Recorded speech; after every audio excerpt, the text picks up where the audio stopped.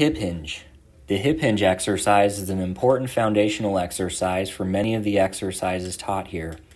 There are many ways to learn it and many variations based on body type, so this video may differ slightly from the way you learned it in the clinic.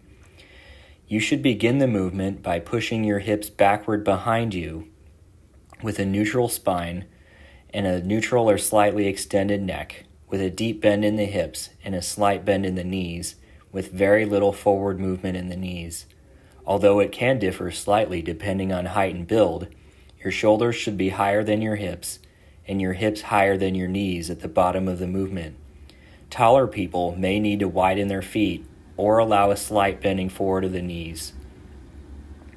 If you have trouble shifting your hips backward, hold a kettlebell behind your hips. Push the kettlebell down towards the ground while pushing away from the ground with your feet.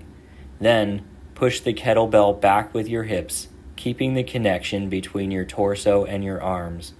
Go only as far as balance and foot contact with the floor allows, being sure to keep the weight distribution even throughout your feet.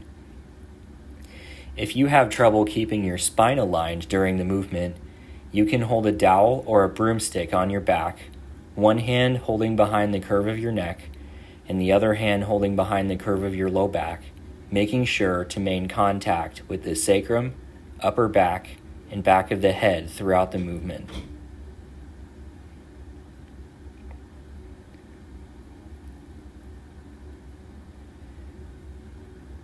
If you find your hinge tends to be more of a squat, with the hips descending down instead of back, you can try this tension band drill to provide error correction. In this drill, you will step over the band, gripping it with your hands behind you to feel a stretch in the band. Then perform the hinge.